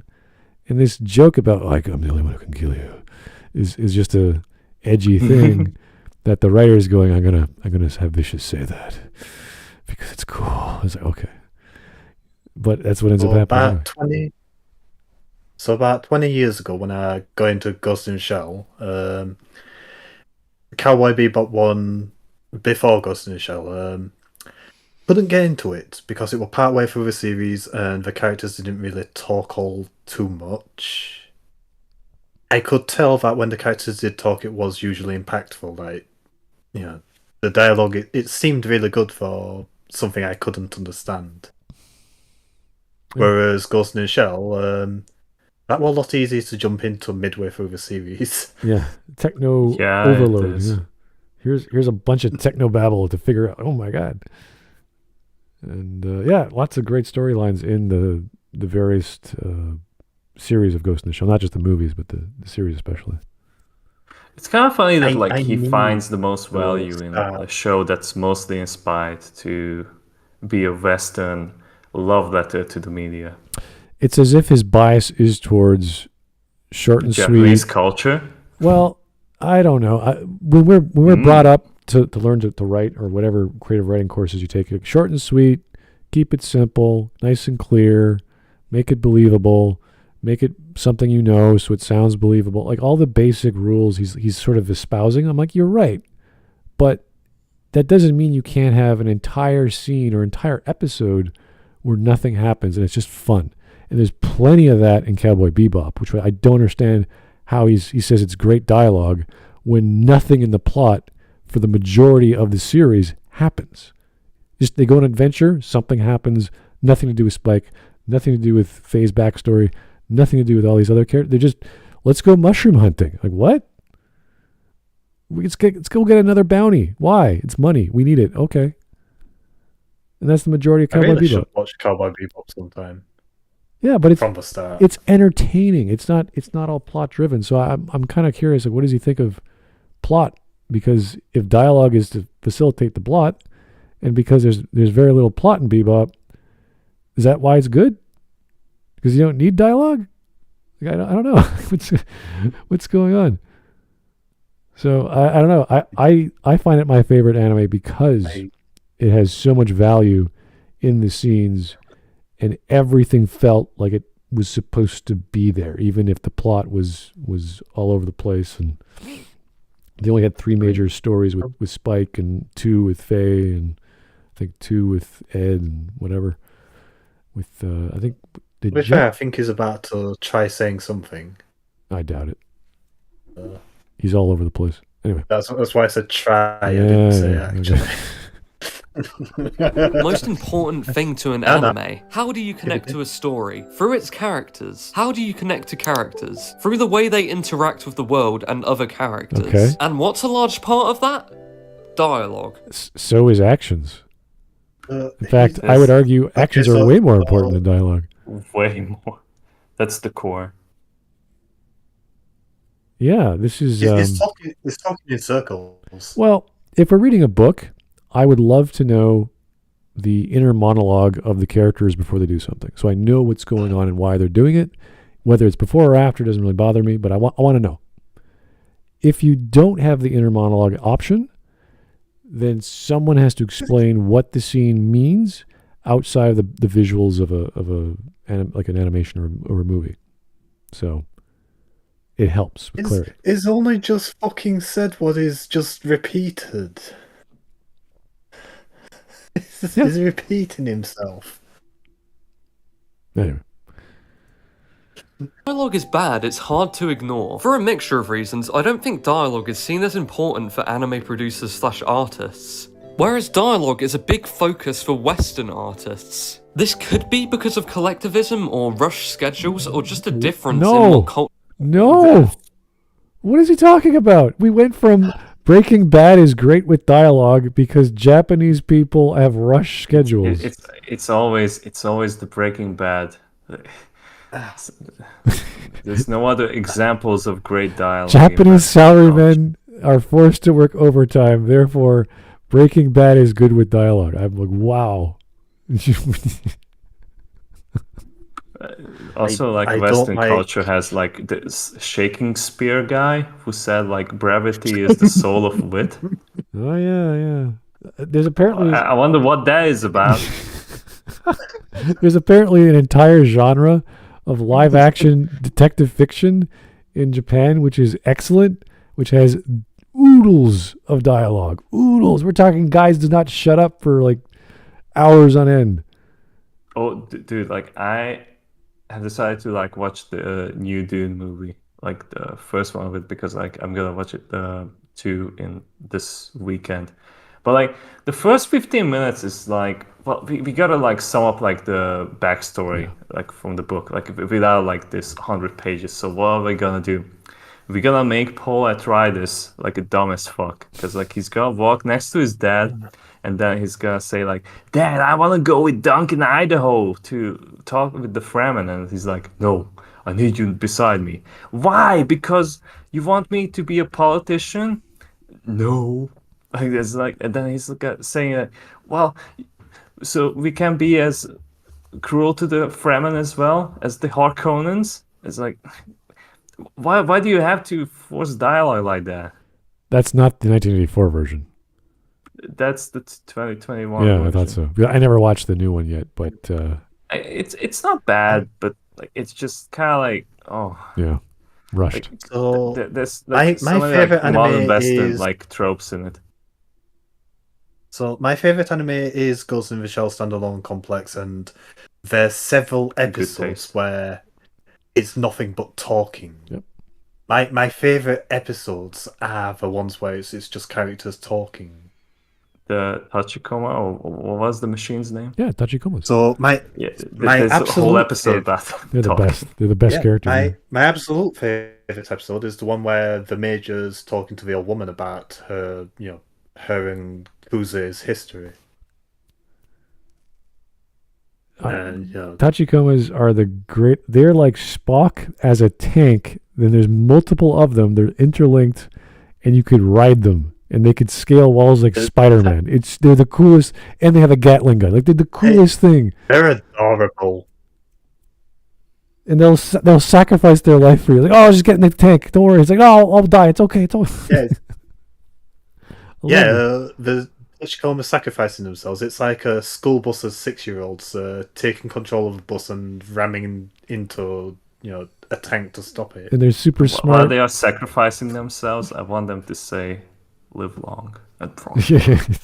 Well, we have to realize that Spock is perhaps the greatest character of fiction, and to see versions of him like in Data or in Tachikomas, it's like this is like the best idea you could have used, because everything you need in that scenario, I need to get up to the top of that building, Tachikoma. I need you to process this code word and hack this, Tachikoma. I need you to kill that opposing force, Tachikoma. Like they're just there, and they're perfect. Also, get somewhere unseen because they have a stealth. They have thermal, they have thermal camouflage. Everything is about them is awesome. And they make every scene like they add the scene and just Tachikoma's gonna make it awesome. Gonna have an amazing scene where they jump around like Spider-Man, going down a hill or down a building, or they'll break through a wall. Does that one that's always reading books that made me appreciate a certain voice actress? Oh, and Because, one dies. You're right. One dies, and it's like, oh my God, we lost a sister or we lost a brother, and we're like, what? They're just machines, but they care about each other. It's like, oh, beautiful stuff. Anyway, we got a minute left. Yeah. I don't think it's impossible to create a good show without good dialogue. Shows like Real Life have awful dialogue, but the themes and story still shine through and hit me and resonated with me. I think that's just a testament to the skills of Japanese artists. Actions So go over words. Visual storytelling in a visual medium has more impact than the wordy talky thingies. And sound. Why is that? I don't know. It sounds Nani? Disney. And skills can manage to move me without good dialogue. It is a shame though, because if shows like that had good dialogue, they would be literally perfect. I feel like Literally, there's the UK slang, buddy. Literally perfect. If they just have better dialogue. He's using the word literally in its literal sense, because he's Yeah. The one thing he's not doing is using the words. He's not to me. illiterate. He's not saying to me, to make it clear that's his opinion, even though it obviously is. The only thing that I'm missing from his speech is like, you know what I mean, right? What, mate? You said what? You know what I mean. Oh, geez. Anyway, he loves anime, but he hates the dialogue, but he loves the anime, and if it had better dialogue, it'd be perfect, and he'd be like, oh my God, geez. That's so many biases all in one. I don't know what to extrapolate. I think like there's a very long movie called Robot Festival or something like that. It's like from the 80s. And it's basically a collection of different stories like made by different animes at the time, like the top of the cream top or whatever that thing is. And there's barely any dialogue in that movie. All it is just like show don't tell. Yeah. I think that's exactly for him. I think he's just biased against words. And when you're using a visual medium, obviously that's kind of evident, but he didn't accept that fact. Like if he actually read, let's actually break this down. From anime to manga to web novel or whatever version, people always say the primary source for the web novel or the visual novel or whatever novel format is best because all the information's there. It's a book, essentially. You get to the manga, a lot is lost in translation, of course. You get to the anime, then we're talking a different format. And you have to understand that transition. But if there isn't that, like if you look at Bebop, there was no manga at the time. And there was no web novel. So we only had the anime. I was like, wow, so this guy, Watanabe and crew, did this thing specifically in that way with the production value they had. And they were trying to sell toys. And he was like, yeah, we're going to sell toys so we get more money. And they never really did because he's like, fuck that. I'm going to make a good anime. So it was kind of funny how he managed to get enough production budget out of the producers to make what he wanted to make. And everyone, as a result, saw this as the cultural phenomenon it was. And I'm sure, was it IG or I can't remember the name of the company, probably lost a lot of money because they didn't sell enough toys or any toys. But thankfully, he knew what he was doing because he used the format in the right way. And this guy, because he can look and see and go, ooh, I like looky things, goes, this is a good production, this is a good thing. And because there's less dialogue, which happens to be his bias, or lack thereof of bias, says this must be good. And other people agreed. So it's this is not the best argument, folks. And the way that he conducted his video from topic to topic, and it just did not connect very well, seems, I'm not going to say childish. It seems discombobulated. Erratic, discombobulated, not irrational, but just because I agree with a lot of his points. But again, there's the forest, and then there's all these trees, and he's looking at two trees. He's going dialogue, dislike, non-dialogue. Not irrational, but inconsistent in places. He's missing so much detail. And so it's, when you make the argument for dialogue must equal plot, I'm like, I'm with you. I'm on that boat. I wrote a book about it. I love it. But you still have to use dialogue for other scenes and for other genres and for other scenarios. And he did not bother to connect the dots there, unfortunately. Anyway, we got 30 seconds. Essential thing, but in anime it's always just a bonus and shouldn't be expected. While bad dialogue can feel unnatural and make an anime bad, there are still plenty of anime that manage to be good with not amazing dialogue.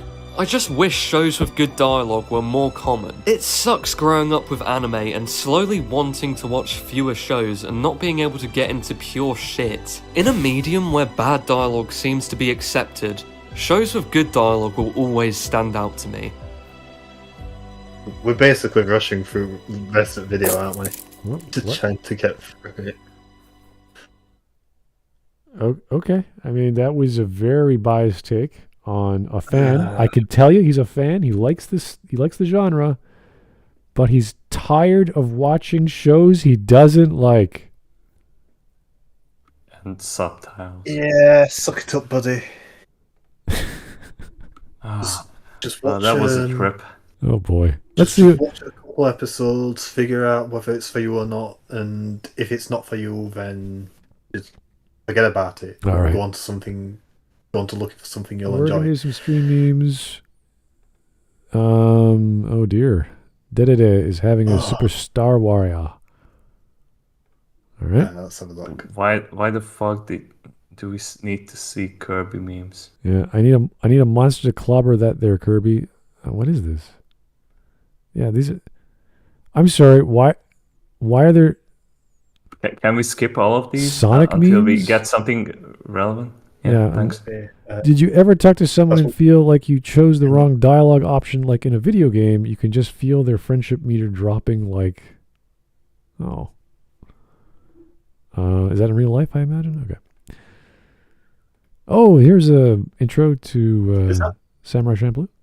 Yeah, beautiful. Cool. Here we have the... Oh, yeah. What's her face? Pulling out a bazooka. I can hide a grenade launcher in my pants. It's some kind of magical cure. I forgot what I was sad about. That's great. I don't know what we're talking about here. Staring at boobs may give a boost to male lifespans. Oh yeah, it's relaxing and it relaxes. And Is this It's true. Is this a improves people's mood. is this a dig at what he was getting at, or you just wanted to post a picture of? No, I did say huge boobs. Oh yeah, that's right, you did. Yeah. Therefore, we must make a That's meme my of it. fault. Oh, again, you also said this. Therefore, we must post a meme of it. Thanks, Mark. That's great. No problem. People die if they are. People- Hey, Thanks, Emia. That's great. yes, I will do everything in my power to save you. I will take your life if I have to. Speech 100. Speech 100. We're really weak against stronger people.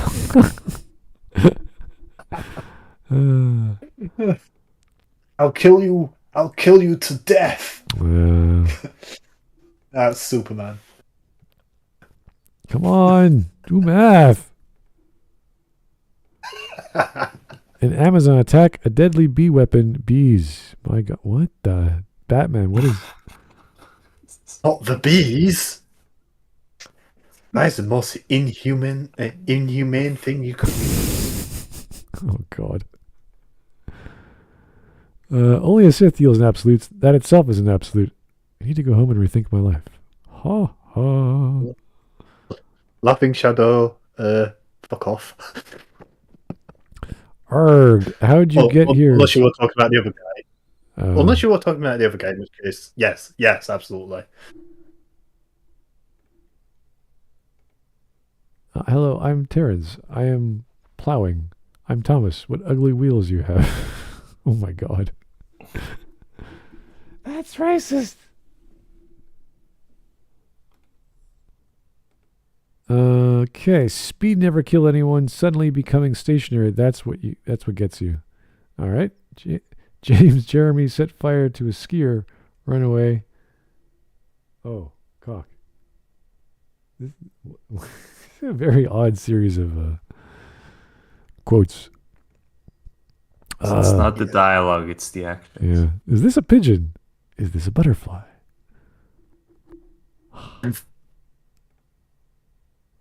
Hey guys, anime dialogue sucks because anime sucks because Japanese culture sucks because Japanese people suck. Yeah, this is exactly his train of thought. This is the meme of the day. Collectivism because Japanese and individualism and okay.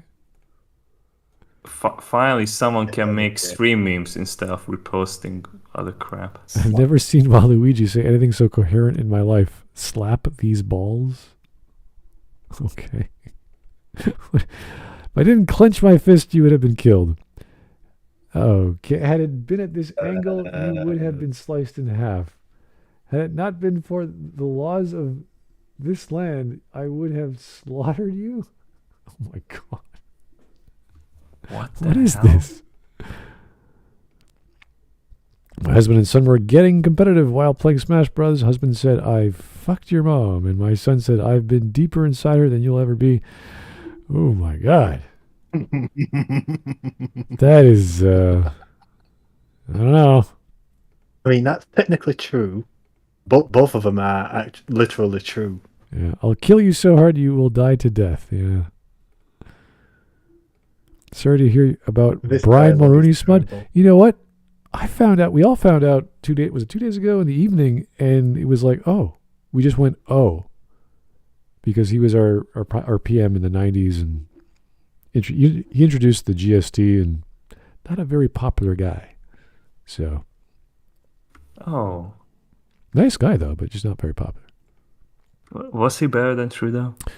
I would say on his worst day when he introduced the GST and we all went, oh my God, yes, he was better than Trudeau. Believe it or not. Dude, please, your info dumping. Was that us or I don't think that was the YouTuber. I think the YouTuber was just blobbing. I wouldn't even call it info dumping. He was just being biased. Yeah, he didn't really give any information. If he was So doing, yeah, I think that was us. if he was just giving examples like, I like this example, I don't like this example, I like this, and we'd be like, oh, this is where he's coming from. But he did that twice. He talked about an anime I don't even know what it was, about some girl with color blindness. And what was the other one? The one he liked. Liking that scene from Samurai Champloo Yeah. about the coin flip. Coin flip. And they were so like forest for trees sort of issues that it was like, wow. This is actual guy I could talk to. Like we could actually, because we're all fans, we could sit down and say, what do you mean by that? And we're like, okay, well, what about this? And we get a dialogue going. I think that would work. He doesn't seem crazy, was what I'm trying to say. Just biased. That's fine. This is why I hate anime. He would normally be dead. Okay. Is that a line? I see no God up here other than me. What in God's holy name are you blathering about? Yeah, pretty close. Is that Boston Legal? The character on the left looks like the character from Boston Legal. I could be wrong. No. No? That can't be. Well, he looks like the guy with Asperger's, and he always has his hands on his thighs in that manner. I could be wrong. I think the Big Lebowski was before Boston Legal. All right. And Way before. we have an Asian lady putting a box on her head. Okay. Close. Me every time the Brit opens his mouth. Video. Here we Oh go. no, VTuber. She's just screaming. Wow. She does not like... Well, I could have lived without that. Yeah. Luckily, the volume was recorded very low, so yeah, didn't hurt. Dubs for life. Really. Mateus, we have a new person that needs to be banned. Yeah, pretty much. Yeah, Plasma Tom's Yep. been spending the Good days entire numbered. video. He's been spending the entire stream just posting hot takes, including that the entire story of Mass Effect, besides the ending, was good. Oh my god.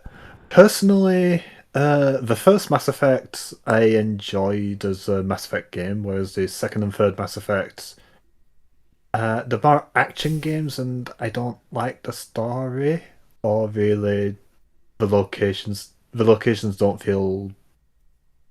They don't really have all that much verisimilitude in them. I'm still in the belief that there are no Mass Effect sequels. Like, it ended with one. You know what? The vibe, the style, the feeling of one was so prolific that they could have kept making the same game in the same engine with, just continue the story in a believable way. Yeah. You mean like Knights of the Old Republic? Yeah. It would. The gunplay was fucking horrific, but Yeah. we didn't really need complex combat. They could have just cleaned up the gunplay It just worked. and just continue the story in a simple fashion instead of doing all these random people experiences. I mean, Was what Mass Effect really- 1 as popular as like it got during 2? Or 2 was like 2 was the when it biggest one, yeah. boomed? Yeah, 2 was the big one, yeah. 'Cause I guess because, like the BioWare was just trying to like cash in. Oh, what really pisses me off about Mass Effect 4 is we were promised even before the release of the first one, all of your choices will matter, and the ending of the trilogy will not be a choice between one of three things. And what did they do?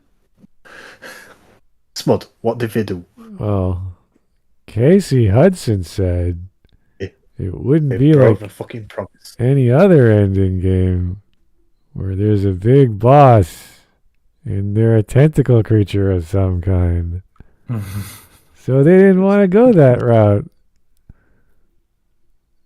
Anyway, here's a meme about 100 girlfriends. If you guys don't know, this is not. They made it into an anime. I haven't watched more than a few episodes, but it's a very slow manga because he has to get 100 girlfriends, and they're all okay with polygamy.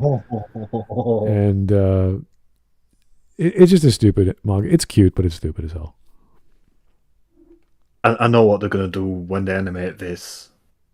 They're just going to have the voice actress just read a bunch of stuff. They're going to fast forward it, and they're going to have the characters super animated. Yeah, it's a crazy manga, but that's the point. Okay, apologies to anyone who attended my Dune experience. I was let down by suppliers at the last minute, and I'm very sorry. Okay. Cute. Oh, Yeah. there it is. I just looked up what I the mean- Tachikoma looks like. Why does it look like an Easter Darth Vader Island would head go eating there. the Omnidroid's ass? The Omnidroid's ass. The Omnidroid from The Incredibles. Oh. Well, it's such a cool, simple, like it's a spider tank, obviously. It's still adorable. Yeah, it talks in a very cute voice. It's got a little missile launcher at the one missile load right At the there. front, yeah. And Listen, it's Raw got a Tom, machine- it's it's got just a too machine- much for you. Just It's accept got a it. machine gun in its arm, and in its other arm, it's got a thing that it can hook up the computers with. it is so cool, and it like this is like the police car of the future. It does everything. It's amazing. It can see in all directions. It's got Spider-Man web shooters on the side of the Easter Island head thing, and the Easter Island head thing is a cockpit for a pilot to ride in. I've never seen Robot Carnival, so I don't know what it is. Okay, Robot Carnival, that's the name of the show, but the movie. It's 2 hours long, and if you really love animation, then you should watch it. Okay. Especially like 9 Japanese animators. animation.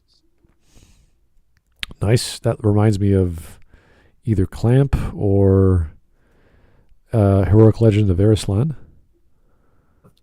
It's like the best part about it is that like it's separate episodes. I think like there's like 7 or 8, and they are individual. So like you can just watch them individually Yeah. if one of them bores you.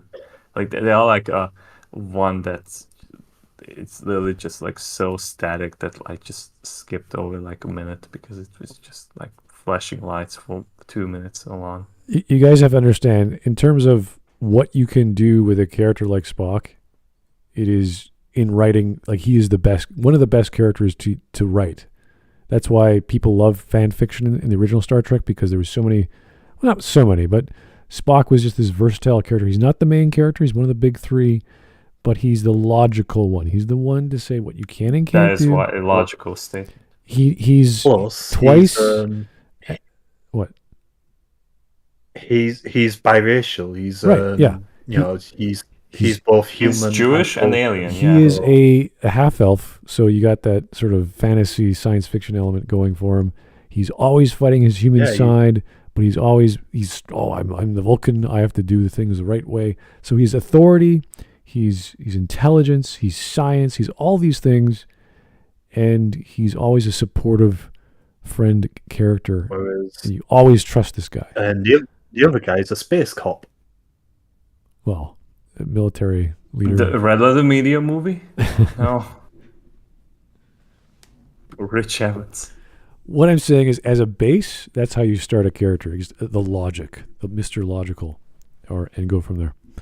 Anyway, that was it. But fun. That was a fun video. I liked it, and we were just getting annoyed because it was like, again, he's saying something true, but he's got like 50 things behind him he just neglected to talk about, or he's missing in his commentary. So. He really should have just written a script for this video and read through it to make sure that he didn't repeat himself. That was It there. really is a shame though, because like his editing style is so good. Like if it was if only it was accompanied by good dialogue, it would be perfect. Oh, there it is. But Oh, that was all of that just to hear that one. What an ending. There it is, Mark. Thanks for your time, guys. That was Anime Day. Mark just finished. There's nothing left to say after that, so we're just going to go off. Have yourself a good one. Have a good week. We'll talk to you soon. Good night. Good night. Right. Oh, it's